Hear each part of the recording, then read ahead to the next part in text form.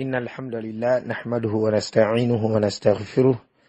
ونعوذ بالله من شرور أنفسنا ومن سيئات أعمالنا من يهده الله فلا مضل له ومن يضلل فلا هادي له وأشهد أن لا إله إلا الله وحده لا شريك له وأشهد أن محمدا عبده ورسوله صلى الله عليه وعلى آله وأصحابه وسلم تسليما كثيرا يا أيها الذين آمنوا اتقوا الله حق تقاته ولا تموتن إلا وأنتم مسلمون يا أيها الناس اتقوا ربكم الذي خلقكم من نفس واحدة وخلق منها زوجها وبث منهما رجالا كثيرا ونساء واتقوا الله الذي تساءلون به والأرحام إن الله كان عليكم رقيبا يا أيها الذين آمنوا اتقوا الله وقولوا قولا سديدا يصلح لكم أعمالكم ويغفر لكم ذنوبكم ومن يطع الله ورسوله فقد فاز فوزا عظيما أما بعد فإن أصدق الحديث كتاب الله وخير الهدي هدي محمد صلى الله عليه وسلم وشر الأمور محدثاتها وكل محدثة بدعة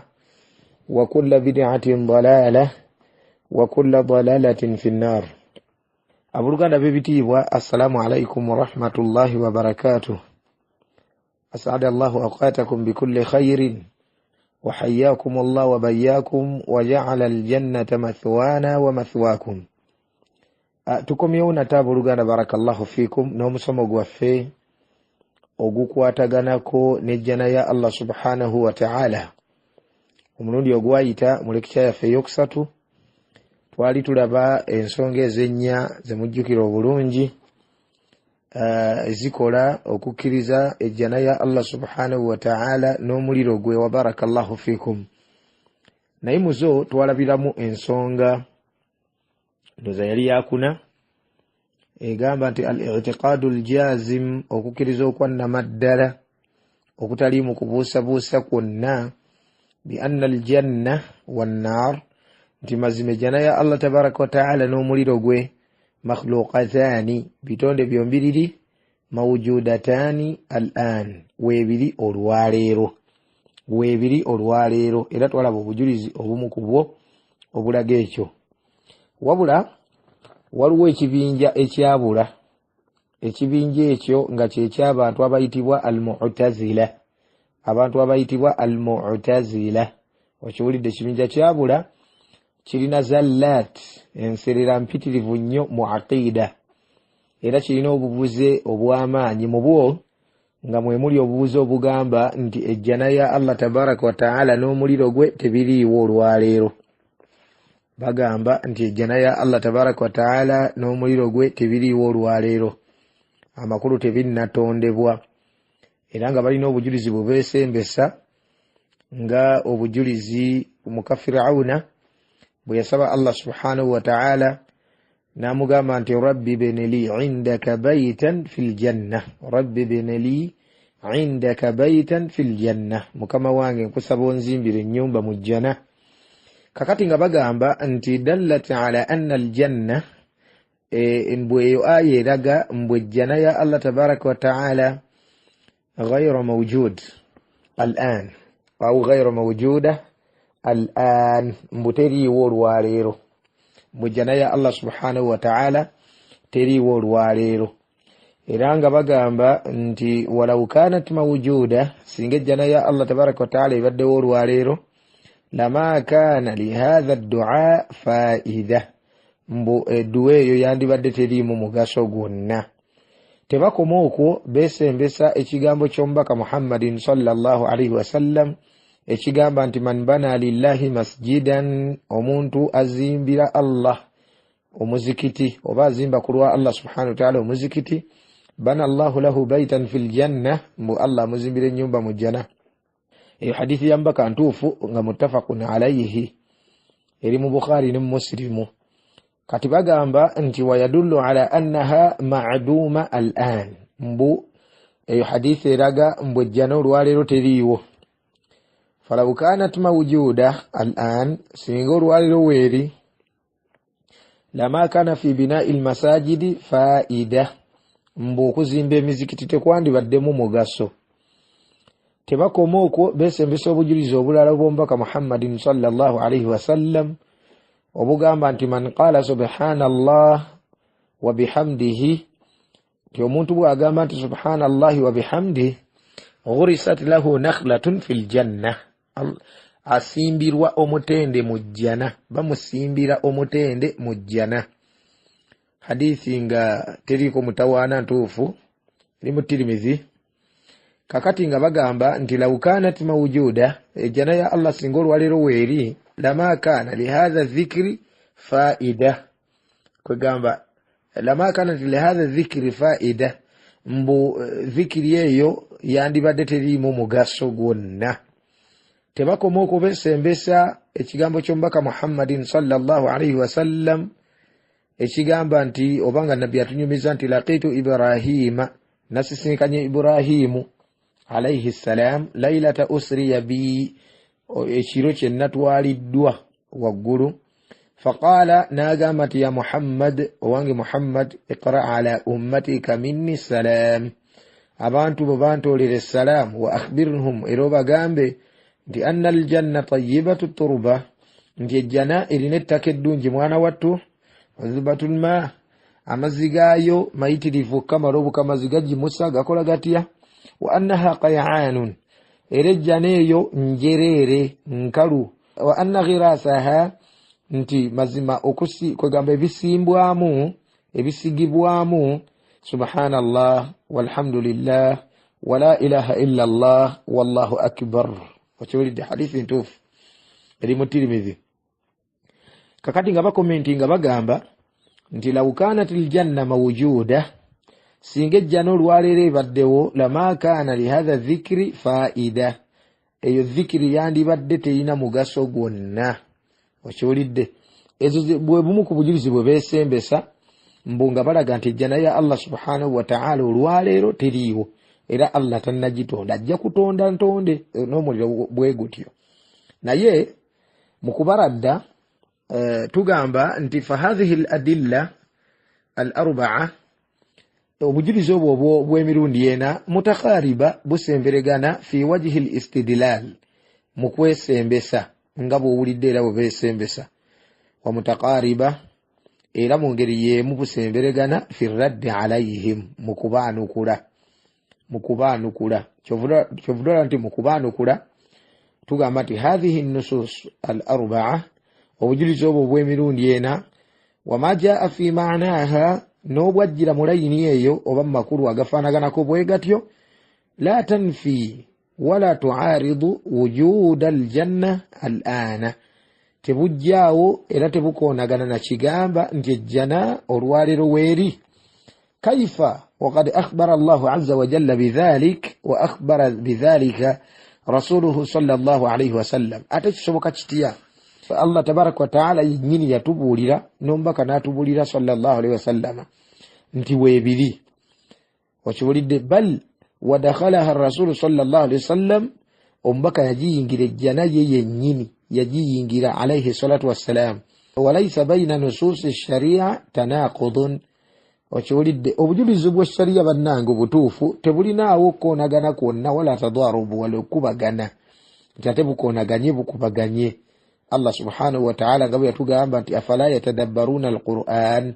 bano tebeetegereza Qur'ani, babadde ki, tebafumitiriza kuyo. Walau kana min indi ghayri llah, singa Qur'ani yo yava eri okuva eri kugamba ayitali Allah subhanahu wa ta'ala, ewo mulala atali Allah azza wa jalla, lawajadu fihi ikhtilafan kathira, abantu bandisanzeemu enkoonagana, okwawukana okuyitiridde okamala obukamazi. Wakiwulidde, n'olwekyo obujulizi obwo bwe beesembesa bano innama tadullu, bulaga ala anna Allah azza wa jal, nti owekitiibwa Allah tabaraka wa ta'ala la yazaalu yuhdithu fil janna alwanan min an-na'imi, agenda mu maaso n'okuteeka kwegamba ebika by'ebyengera biyitirivu mu jjanaye ey'ekitiibwa owekitiibwa Allah tabaraka wa ta'ala. Ejjana weeri n'ebirimu weebiri. okiwulidde bulungi naye Allah subhanahu wa ta'ala agenda ayongeramu okiwulidde nga akati ku bujulizi obumu ku bano bwe baleese ti man bana lillahi masjidan okiwulidde bulungi gwe Allah abeera tannakuzimbira nyumba mu jjana nga tozimbanga muzikiti naye bw'ozimba omuzikiti ow'ekitiibwa Allah subhanahu wa ta'ala n'akuzimbira ennyumba mu jjana ebyo byonna byengera Allah subhanahu wa ta'ala agenda abyongeramu ekigambo kiri nti man qala subhanallahi wa bihamdihi ghurisat lahu nakhlatun fil janna oyinza okuba tokyogeranga okiwulidde bulungi lwokyogera bweppaba nga bakuzimbira ennyumba mu jjana okiwulidde kugamba ebyengera bigenda byeyongerako ow'ekitiibwa Allah tabaraka wa ta'ala agenda ateekamu tahqiqan liwa'dihi mu ngeri y'okutuukiriza ekyo kye yalagaanyisa ow'ekitiibwa Allah tabaraka wa ta'ala ate nga waman awfa bi'ahdihi min Allah olowooza ani ayinza okusinga okutuukiriza endagaano gy'abeera akoze okusinga ow'ekitiibwa Allah tabaraka wa ta'ala okiwulidde bulungi n'olwekyo wa bihadha tawjih al-azim okunnyonnyola okwo okw'amaanyi okufaanaganako bwe kutyo alladhi wuffiqa lahu ahlu sunna okuba ahlu sunna Allah kwe yabasobozesa ne babeera nga baanukula oba bannyonnyola mu ngeri efaanaganako bwetyo kwegamba yakunu ahlu sunna qad jama'u bayna al-husnayayn ba ahlu sunna baagatta ebirungi bibiri mu mbeera efaanaganako bwetyo ekisooka wahiya al-aham era nga kyekisingira ddala obukulu al-mubadara ila tasdiqi llahi wa rasulihi sallallahu alayhi wa sallam okwanguwa ennyo okukakasa omubaka Muhammad okukakasa Allah tabaraka wa ta'ala n'okukakasa omubaka Muhammadin sallallahu alayhi wa sallama kwebyo bye babeera boogedde nga bi anna aljanna mawjuda al'ana wannar kadhalik nti mazima ejjana ya Allah tabaraka wa ta'ala olwaliro weeri ate n'omuliro nagwo bwe gutyo bwe guli olwaliro weebiri amakulu ekisooka kwe kubeera nti twanguwa okubeera nti tukakasa Allah tabaraka wa ta'ala ekyo kyabeera atugambye nti kyamazima kati yatugamba nti ejjana weeri omubaka atulaga nti ejjana weeri ni twanguwa nnyo okubeera nti tukkiriza ebyo ebivudde ku Allah waffe subhanahu wa ta'ala oba ebivudde ku mbaka waffe Muhammad sallallahu alayhi wa sallam engeri ey'okubiri oba embeera ey'okubiri almusara'a ila ikthari min hadhihi al-a'mali as-salihah okwanguwa ennyo okuyitiriza emirimu egyo okiwulidde emirungi egijjidde mu bujulizi kabina il-masajid ng'okuzimba emizikiti wal ikthar min hadhihi al-adhkar okuyitiriza adhkari ezo zituwogeddeko osobole okufuna alwanan min na'imi al-janna ebika ebyenjawulo mu byengera byejjana wa barakallahu fikum mu bujulizi abamu'tazila bwe beesembesa bagamba nti law sallamna jadalan kale bwe tubeera nga tukkiriza suppose nti tukkiriza nti ejjana weeri n'omuliro weeguli lawajaba alayhim alfana mbu olwo kyandikakasa okubeera nti ate bijja kusaanawo bijja kuvaawo qabla yaumi alqiyama ng'ekiyama tekinnaba olwaki liumumi qawlihi ta'ala mbu olwa obujulizi obubuna obu Allah subhanahu wa ta'ala bwe yatugamba ng'agamba atya kullu shay'in halik illa wajh buli kimu kyonna kigenda kugwawo kigenda kuzikirira kigenda kuvaawo okujjako w'ekitiibwa Allah tabaraka wa ta'ala kakati nga bagamba nti fa in qulna bi fana'ihima qabla yawmi al-qiyama nti bwe tuba tugambye nti ejjana ejja kuggwawo n'omuliro gujja kuggwawo ng'ekiyama tekinnaba liumumi hadhihi al-aya olwa okubuna kwa aya eyo la ashkala dhalika ma'a wasfi al-wildan bi annahum mukhalladun ekyandibadde kikoonagana ne kiri ate Allah tabaraka wa ta'ala kyatendana nakyo abavubuka abalenzi okiwulidde abantu b'omujjana bi annahum mukhalladun nti bagenda kubeeramu obugenderevu n'obugenderevu okiwulidde bulungi kati ne bagamba aboononefu bano bamu'tazila nti amma alqawlu bi annahuma ma'dumatan ekigambo ekigamba nti ejjana n'omuliro tebiriiwo olwaleero fala ishkal mbu tekiriimu kwegamba koonagana tekiriimu buzibu mbu kibeera kiriya okubaanukula barakallahu fiikum tugamba nti ekigambo kya Allah tabaraka wa ta'ala kyagamba nti kullu shay'in okiwulidde bulungi nti buli kintu kyonna wali eri mu aya eri kullu shay'in halikun illa wajh okiwulidde bulungi nti buli kimu kyonna kyakusaanawo okujjako w'ekitiibwa Allah tabaraka wa ta'ala kati mu kubaanukula ekigambo ekyo Allah subhanahu wa ta'ala kyagamba nti kullu shay'in buli kintu kyonna fi kulli mawdi'in bihasabihi kijira okusinzira mu ngeri gye kibeera kizzeemu wa bihasabi ma taqtadihi siyaq n'engeri entambula y'ebigambo entambula ya aya engeri gyezze okiwulidde bulungi faqawluhu ta'ala kati ekigambo kya Allah tabaraka wa ta'ala kyagamba nti kullu shay'in halikun buli kimu kyonna kyakuzikirira oba kyakuvaawo ay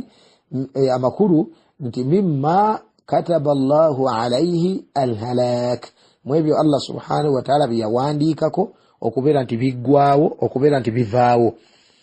وقد نقل شيخ الإسلام إجماع أهل العلم شيخ الإسلام يلقى وكغتكوا بمني على أن من المخلوقات انت مزم الدالة مبيتون دبيا الله تبارك وتعالى waruwo ebitagenda kuggwaawo ebitagenda kuzikirira kal arush ngabolaba arushi wal kursi bolaba entebe wal lawh rubaawo wal qalam kalamu wal janna wan nar وشولد والجنة وما فيها من حور العين والولدان المخلدون وشولد بلونج كما نجنا وشولد نبي بيرمو الجنة نبي بيرمو مبينجرا ngabola ba حور العين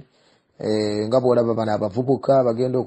okubera mu jjana nga bagenda kubera mu bugenderevu n'obugenderevu atenga n'omuliro bwe gutebwe guli amakulu nti byebimu ku bitonde bya Allah bitagenda kuggwaawo ebitagenda kuvaawo wakiwulid ebitagenda kuggwaawo ebitagenda kuvaawo wa barakallahu fikum mu bujulizi bwabwe era bwe besembesa nabwo bagamba nti khalqul janna wan nar mbokutonde ejjana n'omuliro qabla alqiyama ng'ekiyama tekinnatuuka abathun mbogubera muzannyo wakiwulidde bulungi kwegamba mubeera temuli makulu لأنهما تبقيان آمادا معطلة بدون فائدة وشولد mborokuba bigenda kubera webbanga rigendo kusanyizibwawo kugamba nga tete muli makulu amakulu nga temuli makulu wallahu azza wa jalla munazzahun 'anil abath atenga Allah subhanahu wa ta'ala jibwako okutendebwa ne kugamba nagalale okole ebintu nagalale mbunga tebiri mu faida nga tebiri mu mugaso okyuli oluvanyuma ne bakuba n'ekifaananyi nga bagamba nti law anna rajulan mazima ddala singa omusajja bana daran yazimbe nyumba kugamba fakamalaha wa hasanaha wa amaddaha bil mata'im wal masharib kugamba nabiranga ajimaliriza bulungi ajiyonjeza nungi bulungi n'ateeka muli okiwulidde kugamba buli kategore ya byakulya ebyokunywa thumma mana an-nasa atoluvanyuma n'agaana abantu min dukhuliha okujingira ennyumba eyo n'okulya ebintu ebifaanaganako bwe bityo ate nga yabadde abitegekedde bantu la'udda hadha tasarrufan la yaliq ekyo kibalibwa nti mu butuufu abeera takoze bulungi okiwulidde bulungi kugamba abeera akoze ebitasaana yategese ebyokulya ate abanaabirya nabeera nga abaziyizza byo ne bibeeraawo nagalaale mbukakati n'olwekyo mbunejjana bweri n'omuliro mbukakati bwe tugamba mbuno olwaliro weebiri okiwulidde kati mbu tubeera kibeera kintu nga temuli faida amakulu nga temuli faida n'olwekyo bo nga bagamba nti ebyo tebinnatondebwa tebiriiwo olwaleero mu kubaanukula tugamba nti ekyo ekigambo kye boogedde kye baakamaliriza okwogera okiwulidde kirimu adabi ma Allahi azza wa jal empisa embi ku Allah subhanahu wa ta'ala okiwulidde empisa embi ku Allah subhanahu wa ta'ala ate nga mbutuufu owekitiibwa Allah subhanahu wa ta'ala babeeranga abategeeza nti kwegamba nti yambaghi an yaf'ala kadha wala yambaghi an yaf'ala kadha kwegamba mbu kigwana okubeera nti Allah akola kino ate tekigwana okubeera nti Allah akola kino kwegamba mulimu empisa embi ku Allah subhanahu wa ta'ala wa hadha tadakhulun fi malakuti Allahi azza wa jalla ate okukubira kweyingiza mu buyinza bwa Allah n'okutegeka ebintu bye owekitiibwa Allah subhanahu wa ta'ala ate nga ziba mpisa mbi okiwulidde ku Allah owekitiibwa azza wa jalla ekyokubiri mu kubaradda mu kubaanukula kwegamba tukitegera bulungi nnyo okiwulidde dhahara lana kwegamba tubeera kirikiriya gye tuli min alhikam fi khalq aljanna wannar al'an okiwulidde bulungi tumanyi ensonga ne kwegamba ne ekiri emabega w'okubeera nti Allah azza wa jalla yatonda ejjana weeri n'omuliro olwaleero oba kaakati nga weebiri okiwulidde bulungi nga weebiri ne byengera byo mukaburi ng'ebyo adhabu za kaburi ng'ebyo ate n'ebirala kugamba byo tutategeera mu bigendererwa ow'ekitiibwa lwaki Allah subhanahu wa ta'ala yatonda ejjana nga weeri n'omuliro nga weeguli kakati ne kibeera nga ekigambo kyabwe kifu bwe fufululu okiwulidde temuli makulu n'akamu n'akeddagala kwegamba owekitiibwa Allah subhanahu wa ta'ala jukira nti la yus'alu amma yaf'al tabuuzibwa ku kyabakoze wahum yus'alun ate ffe tujja kubuuzibwa bw'abeera nga yatonda ejjana nga weeri n'omuliro nga weeguli ne bwe tubeera tetutegedde ensonga ne bwe tubeera nga Allah tatugambye oba omubaka tatugambye sallallahu alaihi wasallam nti bannange ensonga yeeno lwaki Allah yabikola bw'atyo waliwo bye tulabako alhamdulillah ate ne wabeerawo oluusi ne byetutamanyi muhikam okiwulidde bulungi nga khafiyat alaina nga kwekati tubimanyi okiwulidde barakallahu fikum naye tukkiriza bukkiriza nti masha Allah weebiri okiwulidde bulungi ebigendererwa lwaki Allah subhanahu wa ta'ala yakola bw'ati ate mu ngeri y'emu ekigambo kyabwe kibaleese ekyokulabirako okiwulidde olibo yazimba ennyumba ate n'ateekamu ebyokulya ebyokunywa n'agaana abantu giyingira ebirabath kati nga balaba ne Allah okutonda ejjana okiwulidde bulungi ate n'agaana abantu okugiyingira obanga abantu tebagenda kugiyingira kubanga tebannatuusa giyingira si bwe kiri tebannatuusa giyingira kati nga balaba nti kakati singa okugamba nti weeri ate nga olwedde tebagenda giyingira mbwebeera abath okiwulidde kati ne babeera nga bagudde mu kufaanaganya Allah tabaraka wa taala oba mukubirako ebyokulabirako okitiibwa Allah subhanahu wa taala kiyatugaana fala tadribu lillahi al amthal temukubanga ku Allah subhanahu wa taala ebyokulabirako okiwulidde amthal wa antum la ta'lamun inna Allah ya'lam wa antum la ta'lamun Allah subhanahu wa ta'ala mazima ddala yamanyi ate mmwe temumanyi okiwulidde ate mmwe temumanyi kakati bamu'tazila bano tubagamba nti mu babu ya sifat mushabbiha mukutenda Allah bamufaanaganya ate mu babu ya aljanna wan nar okiwulidde bulungi era mu ngeri y'emu mushabbiha okiwulidde bulungi bafaanaganya Allah subhanahu wa ta'ala n'ebitonde bye ne bakuba n'ebyokulabirako ekyo kifu si kituufu nakamu nakeddagala wa barakallahu fikum n'olwekyo tusigala nga tugamba ekigambo ekituufu wa barakallahu fikum nti ejjana ya Allah tabaraka wa ta'ala n'omuliro gwe weebiri olwaleero ng'obujulizi obuyitirivu ennyo bwe twalaba ku mulundi oguwedde ng'owekitiibwa Allah subhanahu wa ta'ala atunyumiza ku jjana agitulagako okiwulidde bulungi n'atugamba n'okutugamba nti uiddat lilmuttaqin yateekebwateekebwa nga bokugiyingira batya Allah subhanahu wa ta'ala okiwulidde bulungi kati obwo bwonna obujulizi nga bulaga ki nga bulaga nti ejjana weeri era mu ngeri y'emu n'omuliro nga aya egamba nti uiddat lilkafirin omuliro gwateekebwateekebwa nga bagenda oguyingira be bakaafu oba nga gwa bakaafu kwegamba obwo bwonna obujulizi bulaga nti ejjana ya Allah omuliro gwa Allah weebiri olwaleero obujulizi nga nismatul mu'min ta'irun ya'luku fi shajaril janna okiwulidde bulungi omwoyo gw'omukkiriza guteekebwa mu binyonyi ne gugenda ne gubuukira mu jjana naki obwo n'obujulizi bulaga nti ejjana weeri hadithu ya gundi Isra wal Mi'raj okiwulidde nga nabbi atugamba nti thumma dakhaltu ljanna oluvannyuma ne nnyingira ejjana fa idha hiya janabidhu lu'lu'a okiwulidde bulungi bye twabiraba nga alaga omubaka sallallahu alaihi wasallam nti ejjana yagiyingira nabbi sallallahu alaihi wasallam nga bw'atulaga mu hadithi endala nti idha jaa ramadan futihat abwabu aljanna wa ghulqat abwabu an-nari muttafaqun alayhi okiwulidde ramadan bwejja emiryango gy'ejjana giggulwa emiryango gy'omuliro ne giggalwa hadithi ntuufu teriko mutawana gwonna bujulizi ki nankani hadithi eraga ki eraga nti ejjana n'omuliro gwa Allah webiri olwaleero wa barakallahu fikum wa jazakumullahu khairan wa kathara Allahu min amthalikum. Kale